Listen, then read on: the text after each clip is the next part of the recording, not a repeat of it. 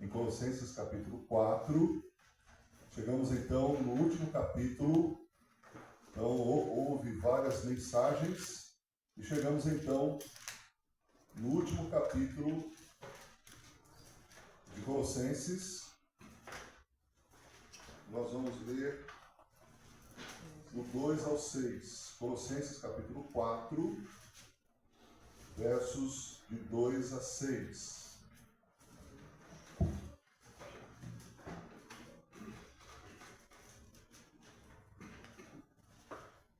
Muito bem. Perseverai na oração, vigiando com ações de graças. Suplicai, ao mesmo tempo, também por nós, para que Deus nos abra a porta, a palavra, a fim de falarmos o mistério de Cristo, pelo que também estou algemado, para que eu manifeste como devo fazer. Portai-vos com sabedoria para os que são de fora. Aproveitai as oportunidades. A vossa palavra seja sempre agradável, temperada com sal, para saberdes como deveis responder a cada um. Amém? Senhor nosso Deus, estamos diante do texto inspirado pelo Espírito Santo.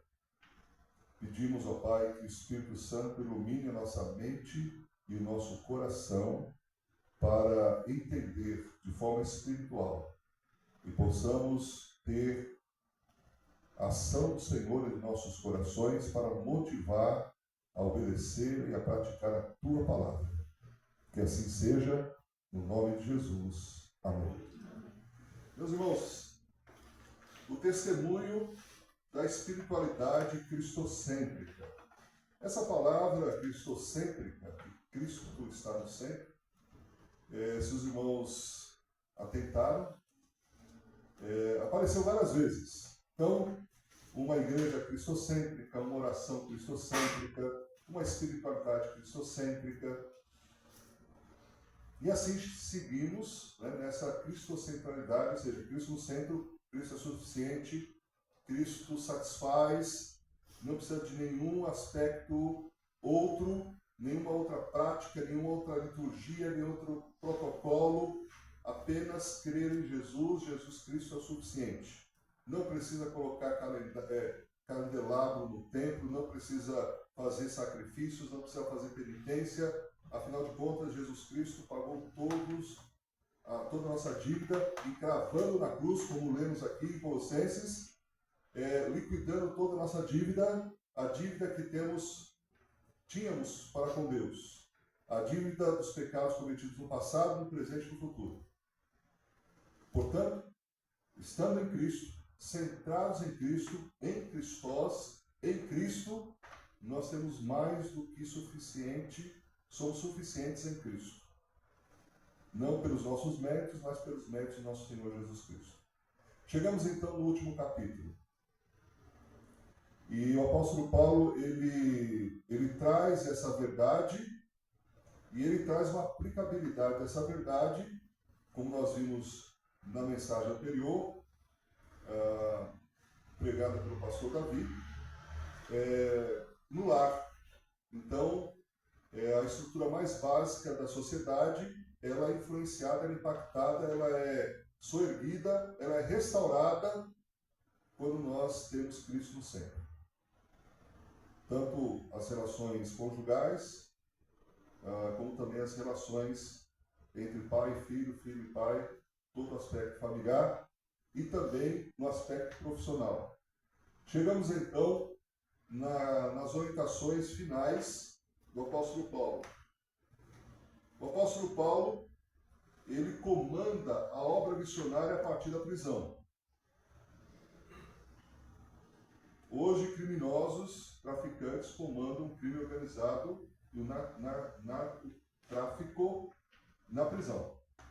Sabemos que muita coisa que acontece no crime organizado vem do comando de algumas facções, Comando Vermelho, PCC, né? São os mais conhecidos no país. Né? Então eles comandam na cadeia, eles têm todo um domínio ali, eles têm uma certa liberdade, eles têm comunicação. De vez em quando a gente recebe um telefonema e descobre que o telefonema foi feito dentro da prisão. O apóstolo Paulo, ele comanda a obra missionária na prisão. Como ele diz, eu estou preso, mas a obra missionária não está presa. Eu estou preso, mas a palavra de Deus não está presa. Esses agentes do crime são agentes de morte. Paulo era o embaixador da vida. Paulo então fecha as cortinas dessa carta e dá as últimas importantes instruções. Por isso que o título da mensagem é O Testemunho da Espiritualidade Cristocêntrica. Resumindo então essa mensagem em uma frase que nós chamamos de afirmação teológica ou verdade central ou grande ideia, é a seguinte: a espiritualidade cristocêntrica produz testemunho na sociedade.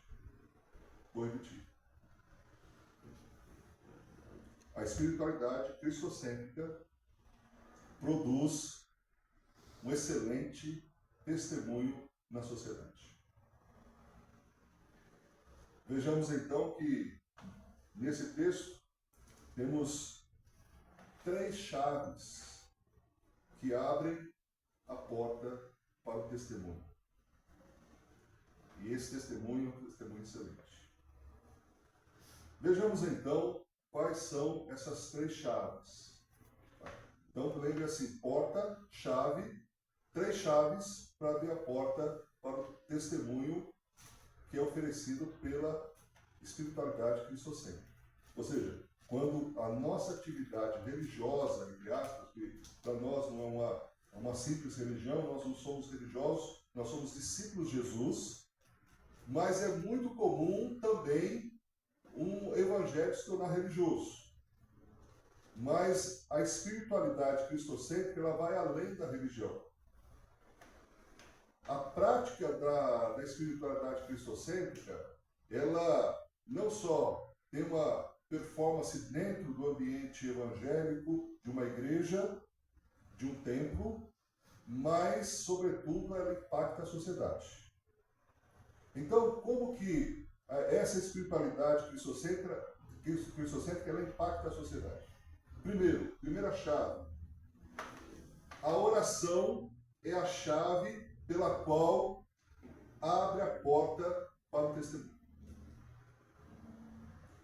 Veja aí o versículo 2 a 4. Eu vou ler aqui na minha versão. Perseverai na oração, vigiando, com ações de graças. Então ele começa a dizer assim: perseverai em oração. O que é perseverança? Resiliência. Perseverança é continuidade. É apesar das dificuldades você continuar. Perseverar. Insistir. Isso. Ser resiliente. Paulo diz, perseverar em oração. Dentro do contexto do texto, ele fala isso por quê? Porque o apóstolo Paulo sabe que a oração abre portas para o testemunho. Que portas essas que são abertas? A porta do nosso próprio coração. Porque maiores são as barreiras internas que impedem a oração. Muitas vezes as portas do nosso próprio coração estão fechadas para o testemunho. Para o bom testemunho. E como que a gente abre o nosso próprio coração? Orando.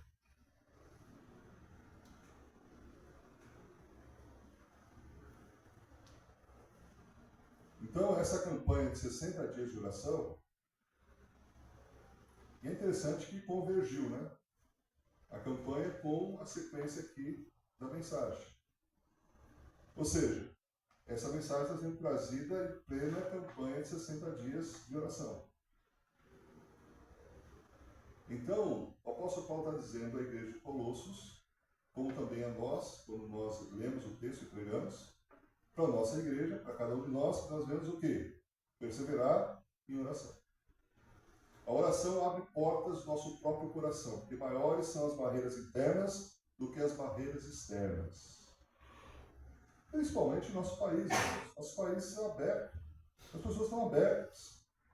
Com certeza você vai encontrar mais pessoas que estão mais sedentas do que aquelas que vão se fechar a uma possibilidade.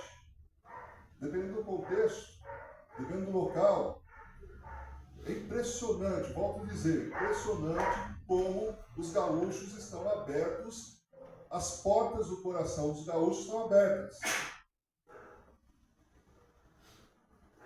Você para conversar com a pessoa na rua, pergunta, olha, você precisa de uma oração? Preciso de uma oração. Quero uma oração.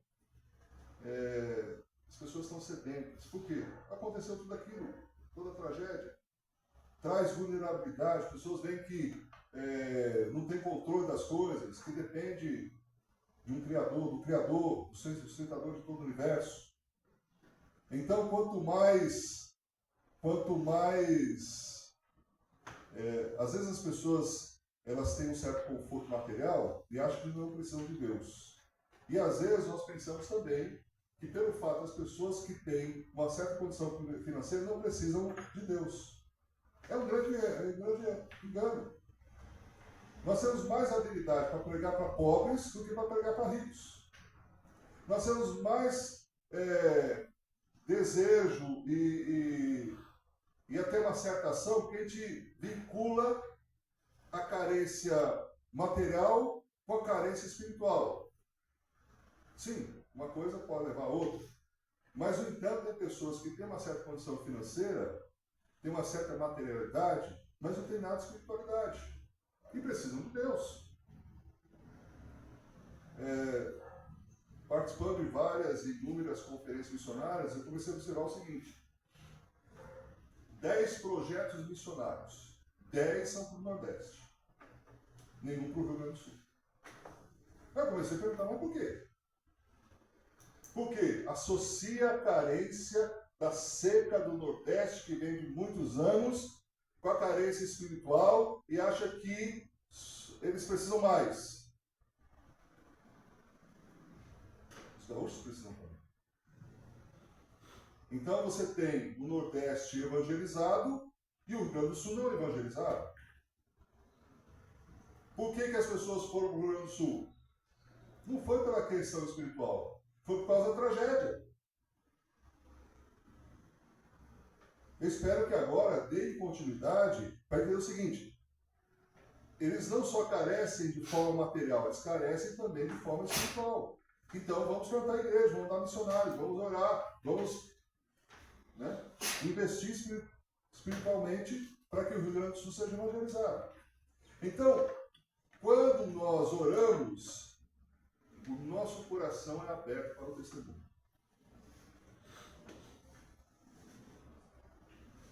Segundo lugar, dentro dessa questão de abertura de portas através da chave da oração. Quando nós oramos, nós preparamos o caminho, o Espírito Santo vai na frente para fazer algo no coração das pessoas e abre o coração das pessoas para ouvir. Por isso que é importante esse tempo de oração. Por isso que nós precisamos perseverar em oração. Não existe evangelização sem que haja um ambiente de oração. Para que haja resultados espirituais, nós precisamos orar. Para que Deus venha agir no coração, no nosso coração e no coração das pessoas. Não vai ser um evento. Vamos fazer um evento. Não. Nós vamos para uma batalha espiritual. E ninguém pode ir para uma batalha sem estar preparado espiritualmente. Me lembro quando nós tínhamos um trabalho de evangelização na Rua Aurora, não sei hoje, mas naquela época era a rua mais perniciosa do centro da cidade de São Paulo. Hoje não estão nada, drogado, dá medo de passar na Praça da República e naquela região. Então, sabe quando nós íamos orar ali? Quer dizer, nós íamos evangelizar? Começávamos a sexta-feira às 10 horas da noite. Pensa. Só que nós íamos preparados. A gente ficava a tarde toda orando foi cedido uma borracharia, um local, né, improvisado. Hoje se tem a Cristolândia, que funciona ali naquele cenário ali. Na época que não tinha crack, não existia isso, mas existia todo tráfico, prostituição, etc. Então, assim, nós preparamos um tempo de oração para sair às 10 horas da noite, na sexta-feira, para evangelizar. Eu evangelizei pessoas limpando revólver. A gente entrava no prostíbulo. A gente tirava prostitutas ali do dia que elas iam ganhar, né, na venda do corpo, para voltar para a família. Todos os dias nós tínhamos um trabalho de evangelização no centro da cidade de São Paulo, Barão da Petininga, 24 de maio, 2 violãozinhos, um pandeirinho, algumas músicas evangélicas, pregação, todo dia tem conversões. Deus quer fazer uma obra no nosso bairro. E Deus quer usar a igreja. A questão é, a igreja quer ser usada para isso? Realmente nós queremos isso? Porque crescimento da igreja traz transtornos. É assim, oração do Daniel, Senhor, enche a igreja. Deus manda 100 pessoas. Já no começo a gente vai ter que pensar em um lugar maior. Não temos estacionamento. A igreja aqui do lado tem um problema sério, que eles não têm estacionamento. Fica na rua. O templo é 170 pessoas. Já está limitado. Aqui cabe quantos? 80, 90? Então, assim, irmãos, nós precisamos enxergar pela fé, nós temos que projetar a fé nesse negócio. Não é um trabalho nosso, não é nossa força, não é nossa performance, é a ação de Deus, e a ação de Deus vai acontecer através da oração.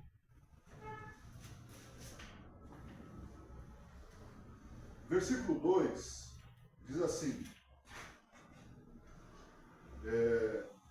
perseverai, versículo 3, suplicai ao mesmo tempo também por mim, por nós, para que Deus abra a porta à palavra, a fim de falarmos o mistério de Cristo, pelo qual também estamos algemados, para que o manifeste como devo fazer. O apóstolo Paulo não é um menino, ele não está no início do ministério, não é um pastor jovem, um missionário jovem. Ele já é calejado, ele já é experimentado, ele já pregou em muitos lugares, ele é uma pessoa madura. Mas o que ele pede? Oração. Porque ele sabe que não é por ele. É Deus que vai fazer a obra. Ele pede oração para o quê? Para que a porta da palavra, porta, seja aberta. De novo, Deus está dizendo, porta. Abre a porta. Abre a porta. Ele pede oração. O missionário precisa das orações da igreja. Tanto a evangelização está sob a direção divina, quanto está sujeita a obstáculos satânicos. Por isso que é uma batalha. Na evangelização, nós saímos para uma guerra espiritual com anjos e demônios. A gente não consegue ver. Mas da mesma forma que na evangelização está sob a direção divina, pode estar sujeito a obstáculos satânicos. E que o que rompe as barreiras e ultrapassa os obstáculos é a oração. A evangelização da igreja precisa das orações da igreja.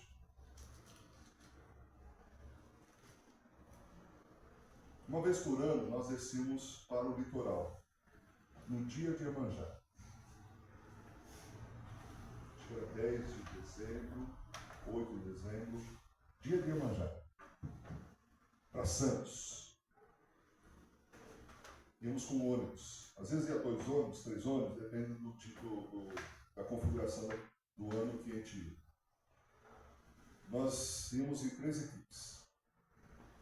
Uma equipe de linha de frente da evangelização, uma equipe de oração que ficava numa igreja que a gente estabelecia uma parceria, e uma equipe que era de aconselhamento das pessoas que se convertiam.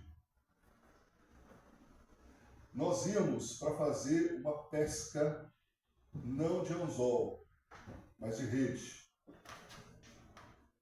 porque pescávamos homens para Cristo.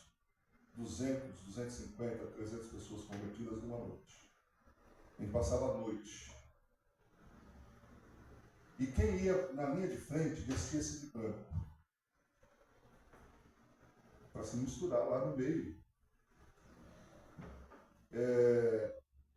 Tem uma vez que nós montamos uma tenda e colocamos o nome Yeshua. Então imagina, começaram a fazer fila para receber passe. Yeshua significa Jesus Cristo em hebraico. Okay? Então confundiu com Exu. Né? E as pessoas vinham, e tinha um pastor, na época não era pastor, tinha um pastor que ele ganhou uma roupa nigeriana. A roupa da África é a roupa de pai de santo aqui no Brasil. A linguagem de terreiro de macumba é dialeto africano.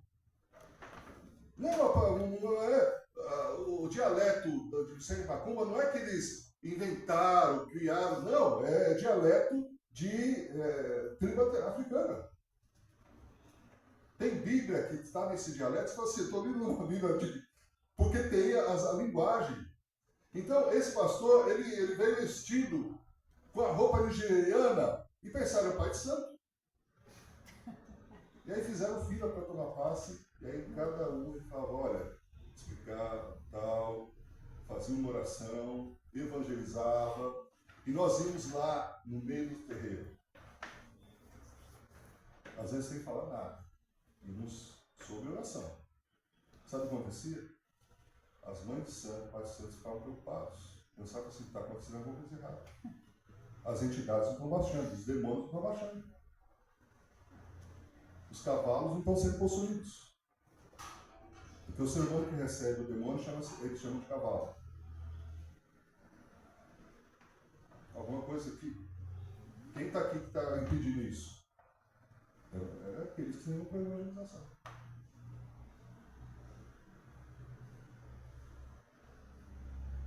Mas tudo isso era feito com muita oração.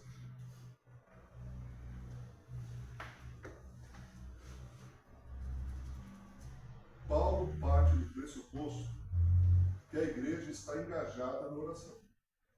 Porque quando ele diz perseverar em oração, ele parte do pressuposto que a igreja está orando. Só persevera quem está fazendo.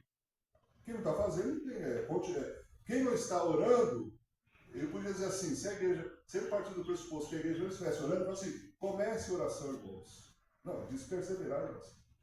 Continue orando, façam isso. A oração é o oxigênio da alma, o canal aberto para a comunicação com Deus. Quais são as características dessa oração? Nós vimos aqui que o apóstolo Paulo já havia compartilhado, aliás, ele mesmo ora, e através dessa oração do apóstolo Paulo, nós tiramos alguns princípios da oração. Por isso você lembra, são 4 vezes. Uma oração com pessoas que não conhecemos, uma oração perseverante, uma oração que prioriza as questões espirituais e uma oração que busca a plenitude espiritual. Ok? As orações sobem do altar para o trono e descem do trono de Deus para a terra em termos de intervenções soberanas de Deus na história. Que frase bonita, né? Não é minha, não. Peguei de um livro. As orações que sobem do altar para o trono, descem do trono para a terra em termos de intervenções soberanas de Deus na história.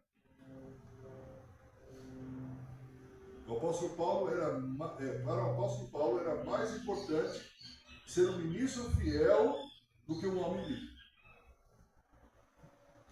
De novo, irmãos, ele não pede oração para que ele seja liberto. Ele pede oração para que a palavra seja liberta. Olha que nível de maturidade.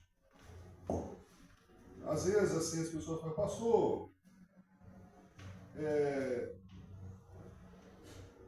por que você não dá mais ênfase nas orações pessoais? Para que o povo peça a Deus por questões pessoais. Talvez seja pelo fato que eu parto do pressuposto que, quando se busca em primeiro lugar o reino de Deus e sua justiça, eu parto do pressuposto que se nós preocuparmos com os problemas de Deus, Deus se preocupa com os nossos problemas. Eu parto do pressuposto, talvez, guardar as devidas proporções, na mesma linha de raciocínio do apóstolo Paulo. Ele não pede por ele pede pelo reino, ele pede pela palavra, ele pede pela evangelização. A vida dele não está no controle dele, está nas mãos de Deus. Se está nas mãos de Deus, Deus vai cuidar de tudo. E vai lhe dar força, alegria, satisfação, mesmo em meio à prisão, mesmo em meio ao ambiente insalubre, mesmo já velho, mesmo doente. Porque a espiritualidade, a vida com Deus, vale mais do que tudo.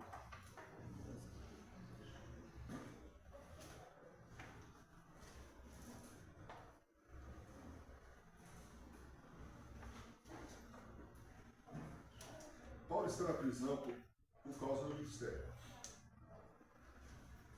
Esse mistério que o apóstolo Paulo diz, que mistério é esse? Mistério envolve o propósito de Deus na salvação dos gentios. Essa é a ideia. Porque assim, até então o cenário é assim. Quem é salvo? Judeus. Quem é povo de Deus? Judeus. Quem tem aliança? Judeus. Quem tem as promessas? Judeus. E Paulo diz, não. Tem um mistério que precisa ser revelado. Que as outras nações também é povo de Deus. Que a salvação não é só para os judeus. Começou com os judeus, mas foi estendido por todo mundo. A salvação universal, nesse sentido, irmãos, é um absurdo, biblicamente falando, ser cristão e ser racista.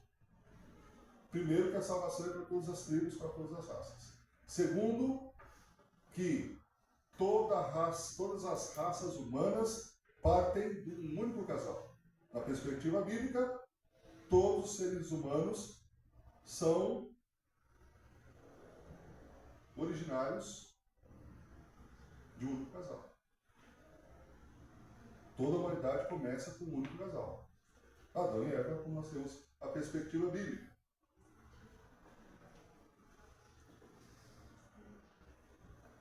Conta a história do príncipe dos pregadores, um pastor batista chamado Charles Haddon Spurgeon. Ele, na época, século XVII, ele tinha um auditório para ouvir as suas mensagens, sem microfone, cerca de 5.000 pessoas. Tabernáculo Batista de Londres. Uma vez um amigo foi visitá-lo. Meu amigo falou assim, olha, qual é o segredo? Ele falou assim, eu vou te mostrar a casa de máquinas. Esse é o nosso segredo. E levou ao andar inferior da onde ficava o púlpito. Então tinha a nave principal e tinha um andar inferior. E ele levou a esse andar inferior e disse assim: aqui é a casa de máquinas. Aqui que funciona. O segredo está aqui. Ele falou assim: mas não estou vendo máquina nenhuma. Ele falou assim: olha, durante a pregação, cerca de 300 pessoas estão orando aqui no momento da pregação. Esse é o segredo. Essa é a casa de máquinas. Tudo funciona por conta da oração das pessoas que se reúnem.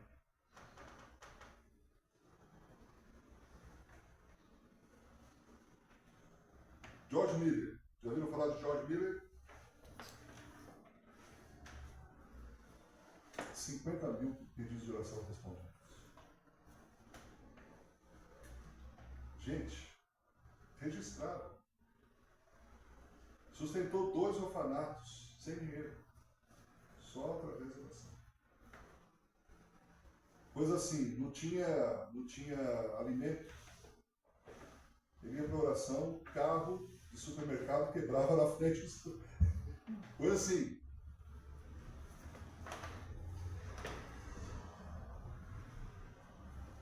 Segundo lugar, segunda chave.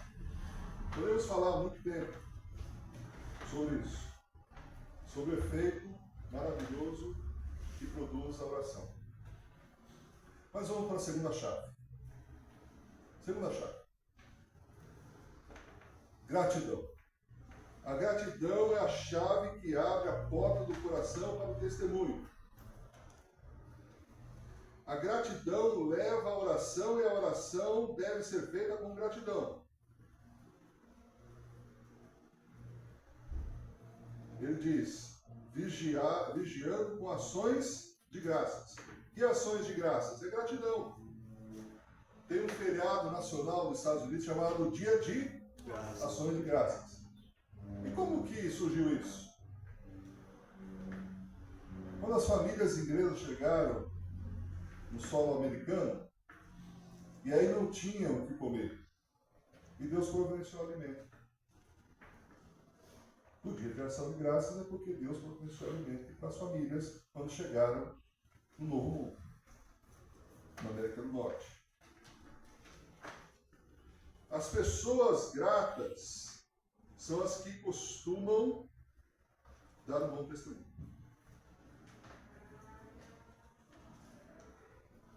Quem ama? Quem é amado.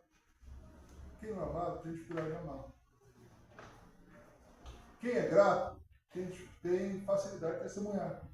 Poxa, mas Deus tem sido tão bom para comigo, Deus tem me dado a salvação, tem dado bens incontáveis. Por que eu não vou dividir isso com as outras pessoas? Sou grato. Sou grato a Deus. Como você está? Estou melhor do que eu mereço. Tem crente que você pergunta assim, como você está, meu irmão? Mais ou menos. Tirando todos os problemas, até que está bom. Meu irmão,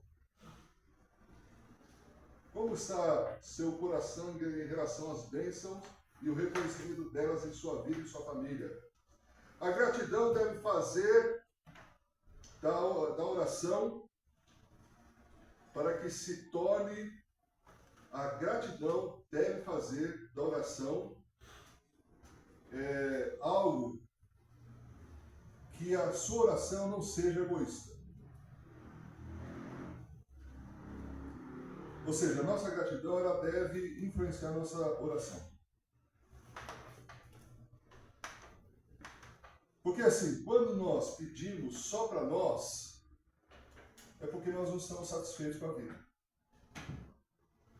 Tá certo, irmãos, existem situações, né, que a gente precisa, olha, uma intervenção de Deus, né? Mas o que me incomoda é dirigir culto de oração por mais de 25 anos e chegar assim à conclusão, gente, mas a gente só pede por nós mesmos. Sabe aqueles tipos de igreja de campanha? Campanha, mas o pessoal nunca está satisfeito. Prosperidade, nunca são prósperos. Cura, e todos estão curados. Alguma coisa está errada. Alguma coisa não faz sentido.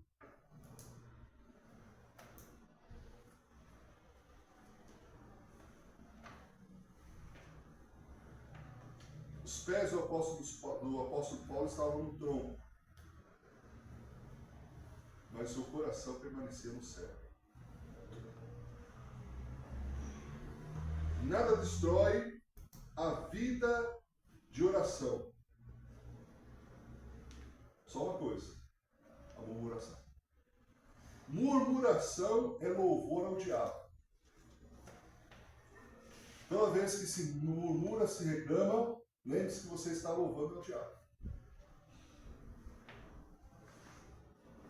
Já vê aquelas pessoas reclamonas? Reclamam de tudo.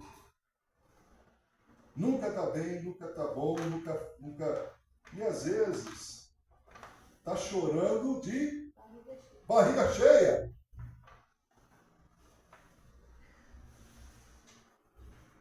Então a gratidão, irmãos, ela abre porta para o coração, abre porta para o testemunho.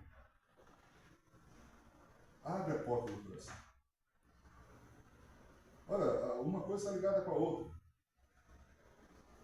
A terceira chave é a gentileza. A gentileza é a chave que abre a porta do coração das pessoas para o testemunho. Veja aí o versículo 5 e 6. Portai-vos com sabedoria para os que são de fora.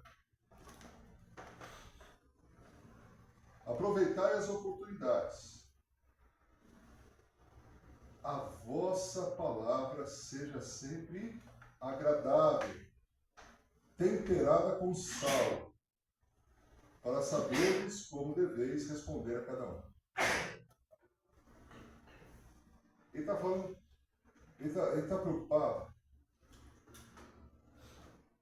não só em eliminar a heresia latente, crescente, instalada na igreja, mas também para que a igreja tenha um bom testemunho fora, na sociedade.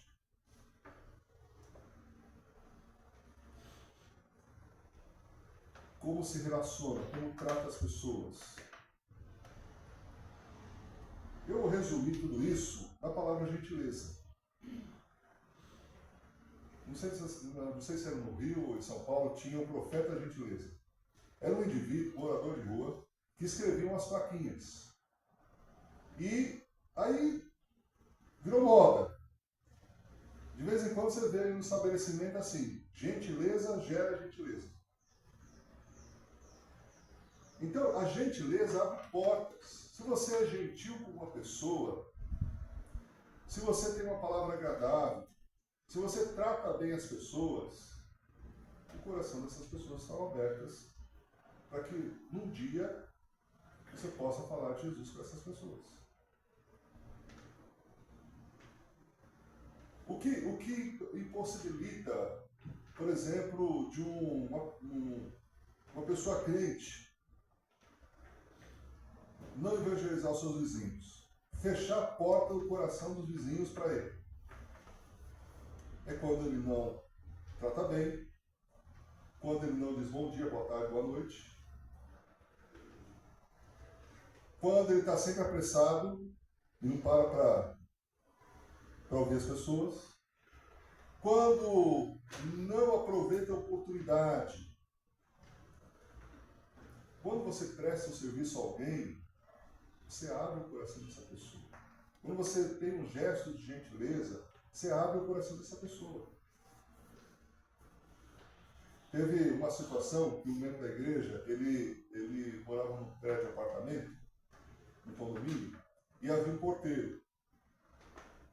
E o porteiro, cara fechado.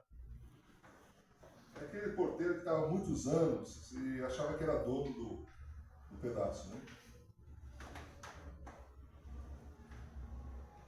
E assim, sempre dificultava. Em vez de facilitar as coisas, sempre dificultava. Até que um dia, esse porteiro precisou fazer uma mudança. E esse irmão da igreja se prontificou a ajudar na mudança. Imagina o que aconteceu.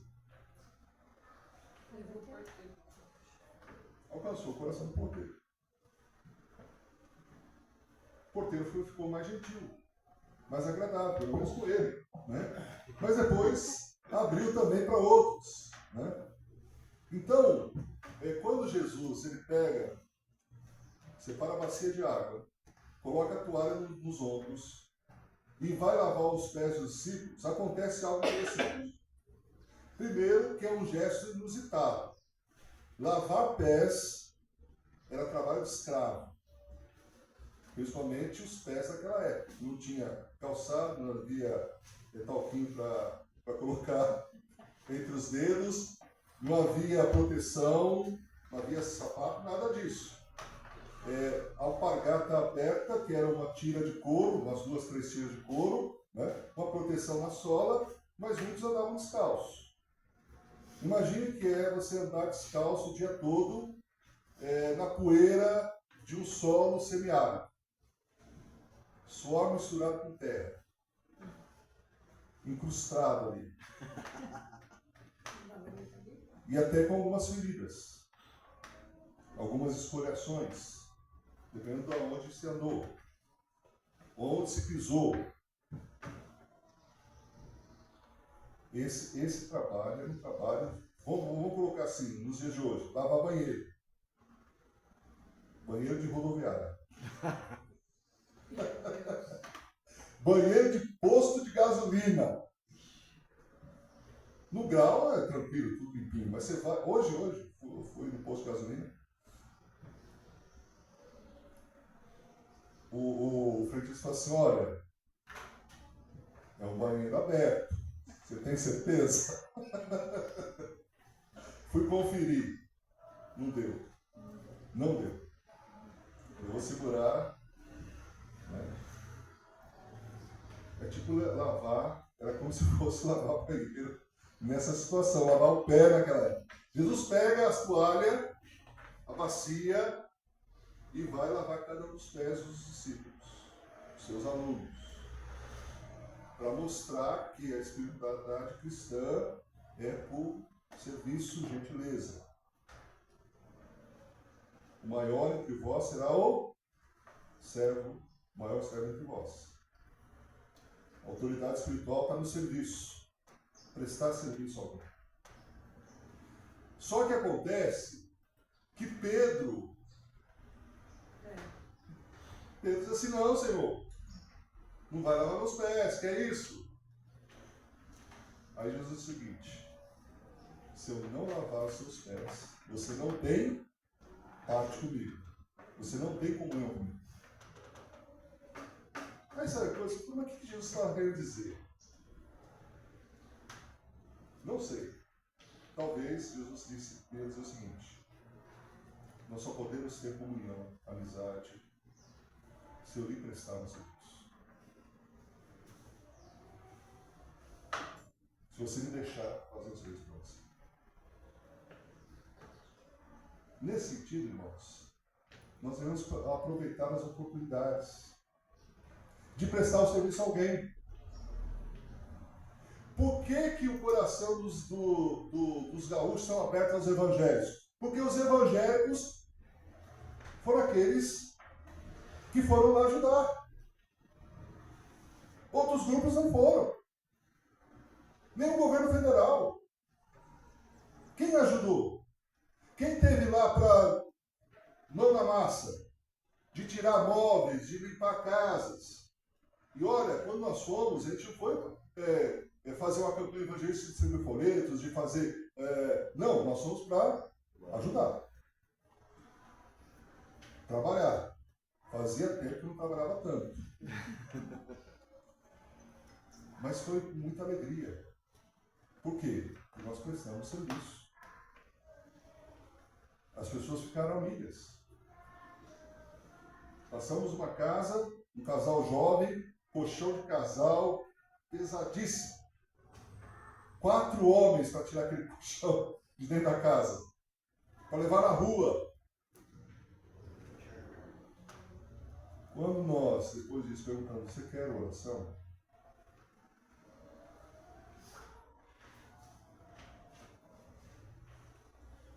Ele pegou as nossas mãos. fechou os olhos.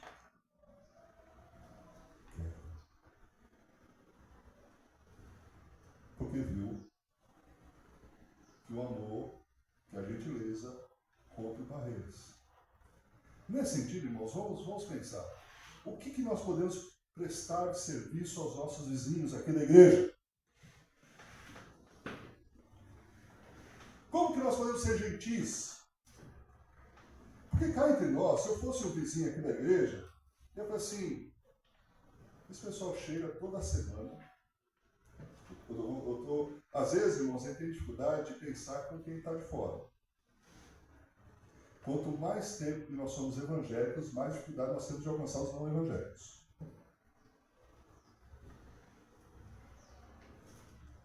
Pensa. Todo quarto domingo tem um churrasco. E churrasco é uma coisa que não dá para esconder. Por causa do cheiro. Às vezes eu fico incomodado, estava aqui no culto e eu começar a sentir o cheiro. Tanto é que eu falei, Daniel, põe lá no fundo, pelo amor de Deus, põe lá no fundo. Põe o mais distante possível. Da outra vez, Daniel, vamos fazer isso depois, vamos ver se a gente consegue fazer. Não, pastor, não dá, não, tá bom. Se não dá, tudo bem. Porque o cheiro do churrasco é uma coisa que instiga. Aí todo quarto dia a gente faz churrasco e não convida ninguém. Ainda não convidamos. Mas vamos convidar. Vamos convidar.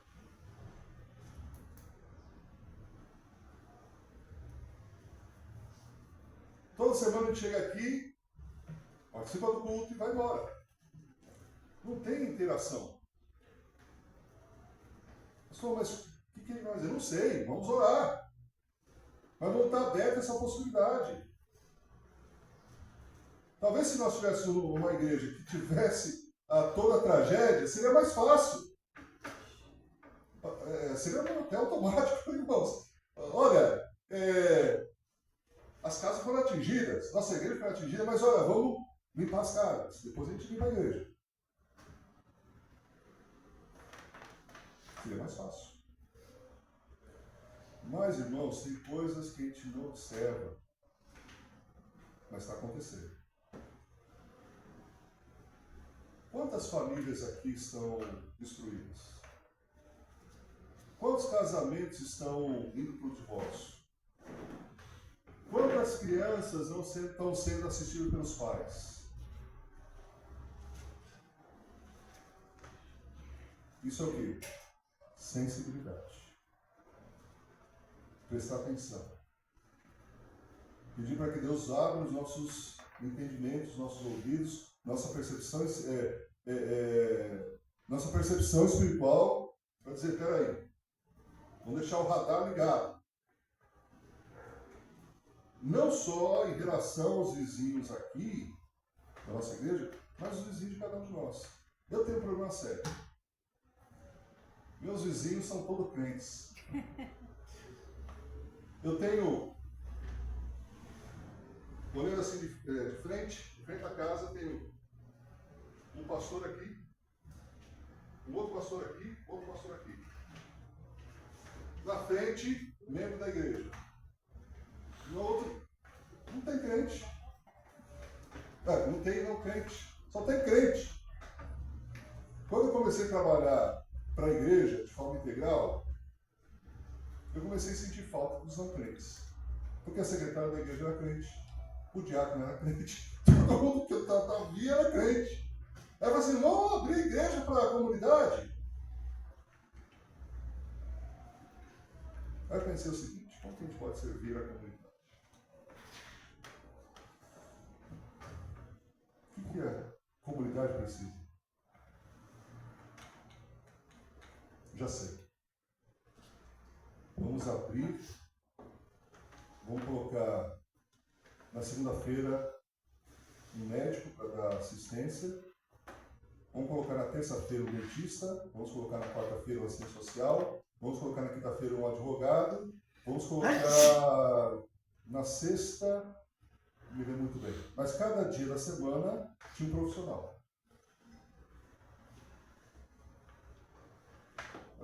uma sala da igreja, as pessoas vinham, e as pessoas começaram a rir. Aí os diáconos começaram a reclamar. Ah, pastor, as pessoas entram fumando aqui.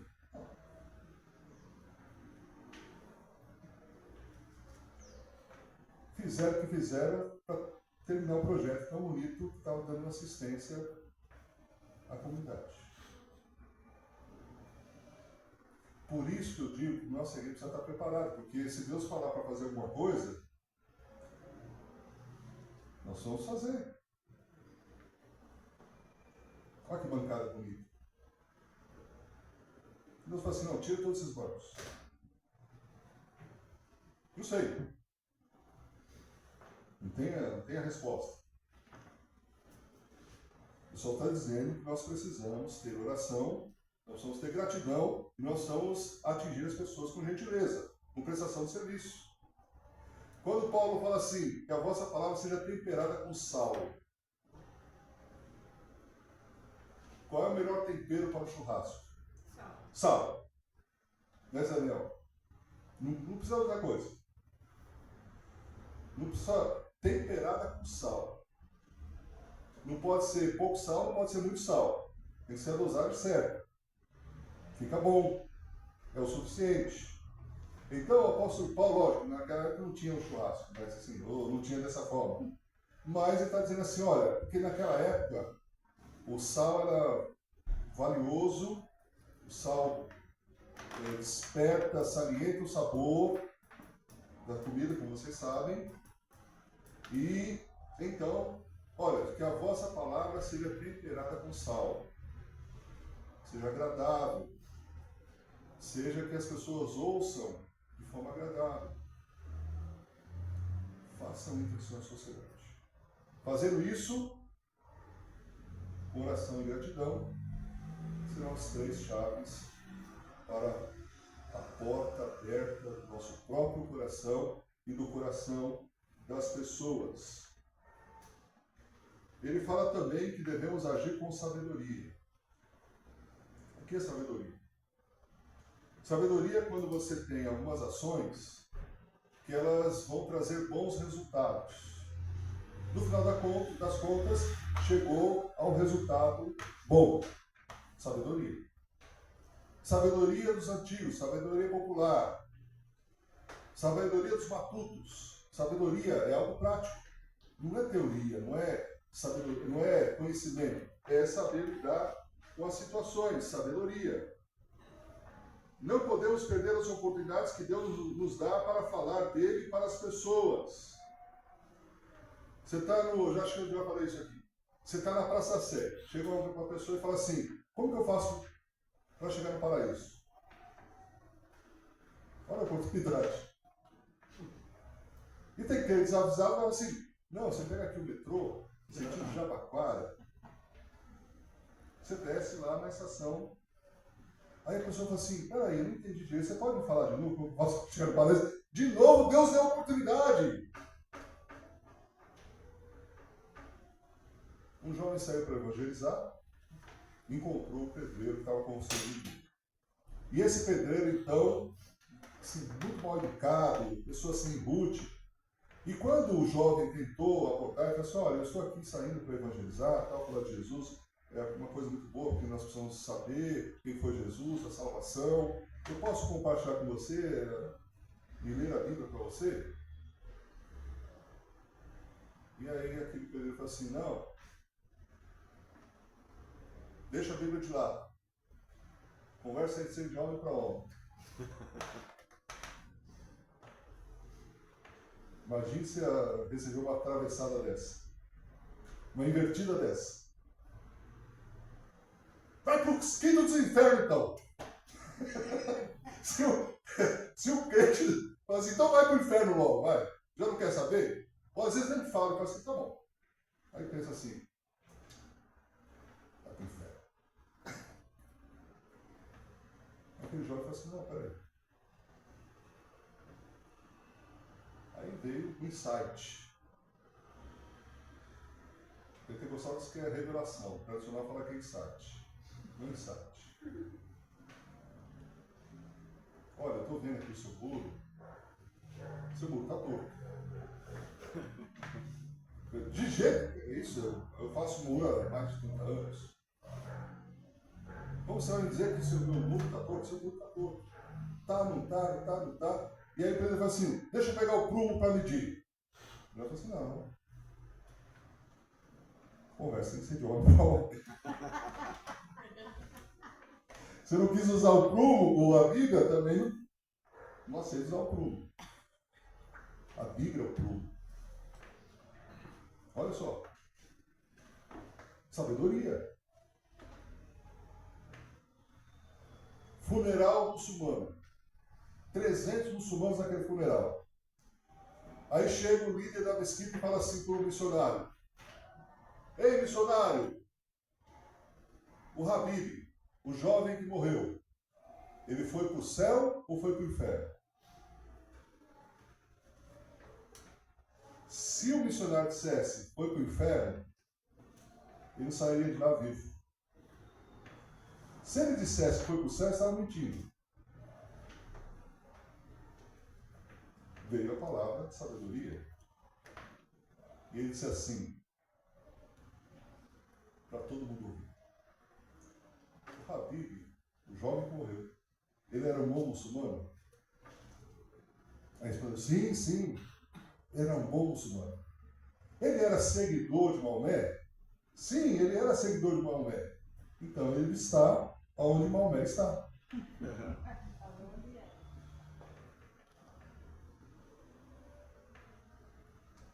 Jesus, devemos pagar imposto ou não? Jesus dissesse sim, seria uma tragédia. Se ele dissesse não, também seria uma tragédia. Me dê uma moeda. Dê uma moeda. De quem é esse rosto aqui? Ah, esse rosto é de César.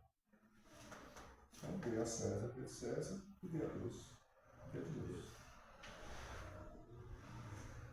Então, irmãos, é assim, algo, é uma aventura.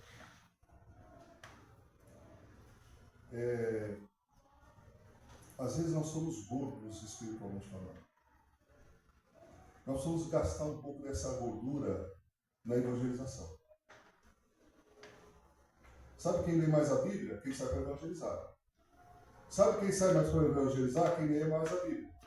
Porque John Stott diz assim, que quanto mais se lê a Bíblia, mais se evangeliza.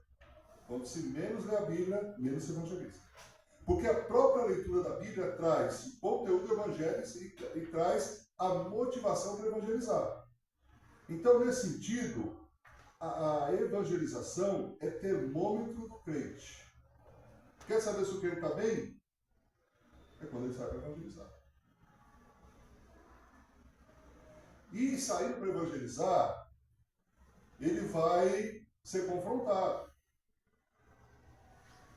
Os conflitos acontecem antes, durante, mas não depois.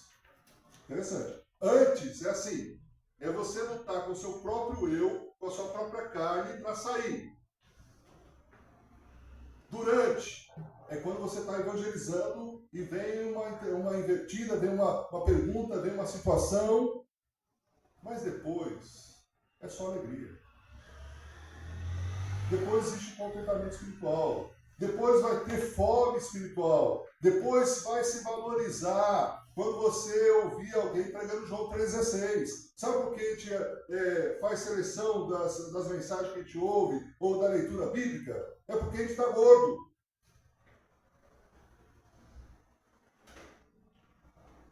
Já ouvimos tantas mensagens. Já ouvimos tanto a palavra no passado. Já temos tanto desconhecimento espiritual, tanto conhecimento bíblico, que isso acaba fazendo mal. Quando não se coloca em prática. Quando se tem conhecimento da palavra, quando se ouve a mensagem e coloca em prática, aí sim faz bem. Porque está exercitando, está oxigenando a vida espiritual. Quando não se faz, trava. É igual alimento. Tudo em excesso excesso faz mal, quando não se coloca em prática.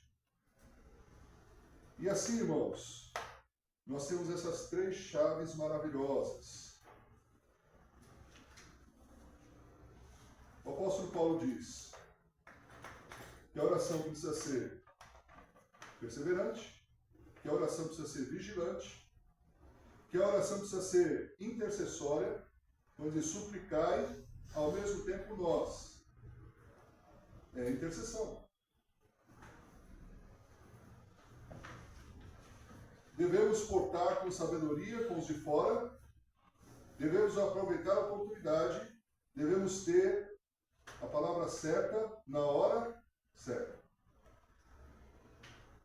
Tem horas que não se deve falar. E tem horas que precisa falar. Esse negócio, assim, não, eu evangelizo com a minha vida, é uma meia verdade.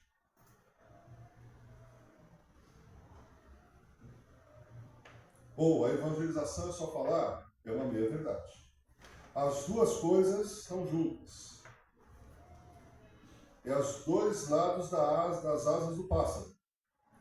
Ou seja, se eu vivo o Evangelho, vai chegar o momento que eu preciso explicar por que eu vivo o Evangelho.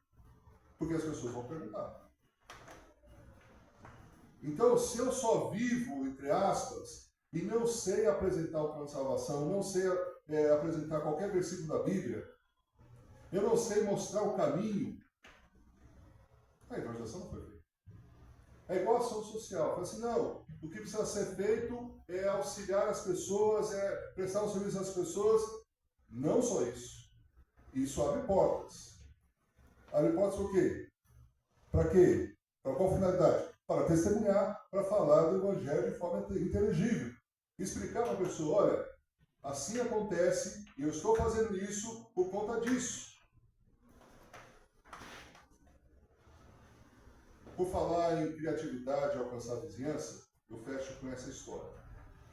Dentro do meu tempo. Olha que exato. 1 minuto. Vantagem. A história é a seguinte. Uma igreja preocupada com a evangelização nas 4 linhas, nas 4 áreas, ou seja, Jerusalém, Judéia, Samaria e Confins da Terra, separou a igreja, que é um grupo considerável de membros, em 4 grupos. O grupo de Jerusalém, o grupo da Judéia, o grupo de Samaria e o grupo dos confins da terra. E cada grupo tinha um líder, aonde eles iam orar e eu pedi sabedoria de Deus para alcançar cada uma das áreas. O grupo de Jerusalém,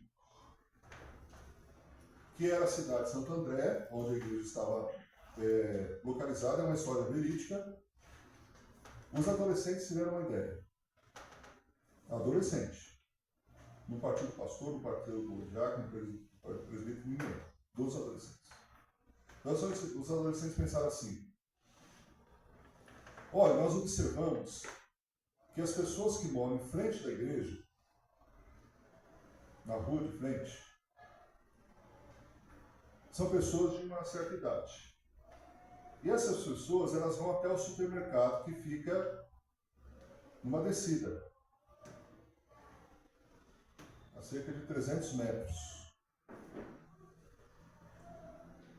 E eles têm que subir com a sacolinha de supermercado na mão, subir a ladeirinha.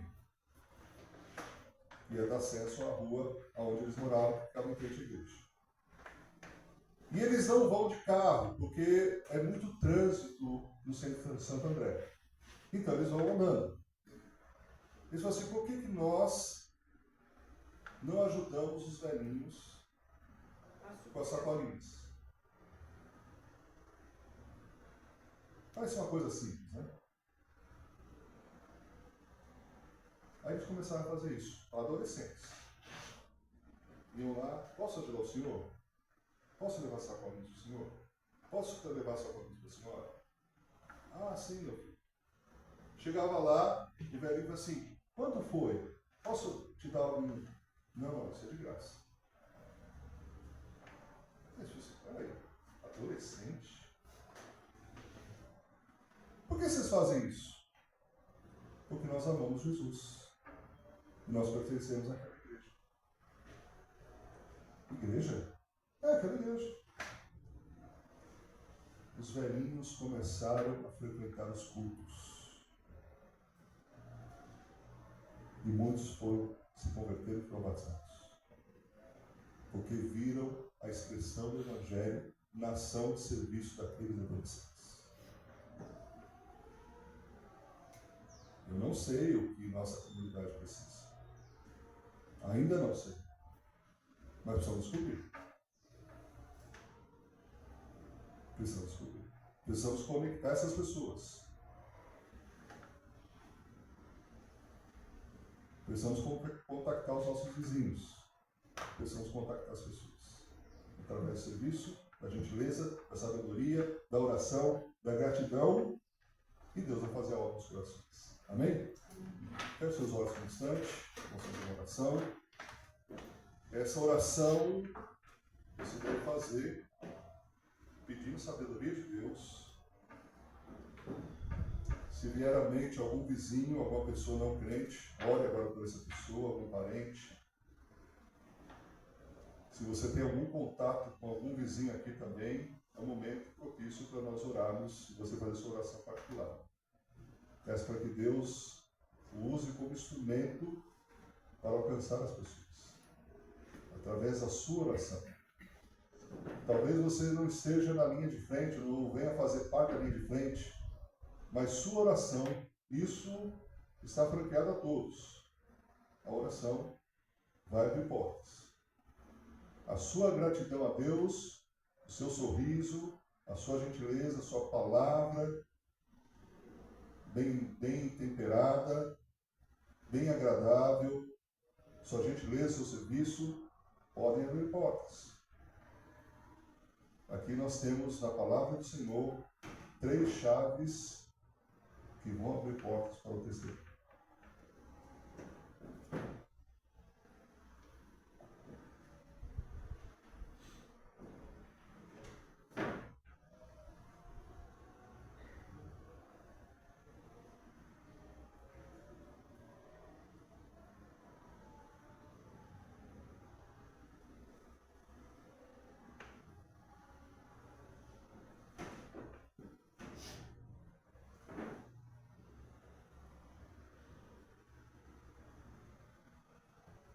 Senhor nosso Deus, a Tua palavra nos trouxe um desafio hoje. Um desafio do testemunho cristocêntrico que abre portas para o testemunho cristão. O bom testemunho. Para que esse testemunho seja usado pelo Senhor para a salvação e transformação de vidas. Ó Deus, nos ajude a sermos perseverantes na oração, nos ajude a sermos gratos por tudo que o Senhor tem nos dado, incontáveis e inúmeras bênçãos, que sejamos também gentis, que venhamos expressar nosso amor ao Senhor, servindo as pessoas. Amando Jesus, servindo as pessoas. Ó Deus, essas 3 chaves que abrem portas para o testemunho, que possamos utilizá-las. São ferramentas, são chaves importantes que a Tua palavra nos revela, que abrem portas para o testemunho cristão. Que assim seja, através da vida dessa igreja, para com a vizinhança desse templo, como também nas nossas casas. Ó Deus, eu peço pelos meus 2 irmãos que ainda não tomaram a decisão por Cristo, que o Senhor venha alcançá-los. Ó Deus, que eu seja perseverante na oração por eles, como também, Senhor, que eu possa ser grato, expressar minha gratidão através de do contato quando nós temos esse contato, mostrar que sou grato ao Senhor, como também, Senhor, que de alguma forma eu posso prestar um serviço a eles em algum momento, para que eles sejam ganhos para Jesus. Também, ó Deus, que nossa igreja venha prestar um serviço à vizinhança. Venha ser gentil com a vizinhança, seja atenta, ó Deus, ao que acontece com os nossos vizinhos, em nosso bairro, e que o Senhor nos use como instrumentos. Que assim seja, Senhor, em nome de Jesus. Amém. Amém. Temos uma música, depois alguns avisos.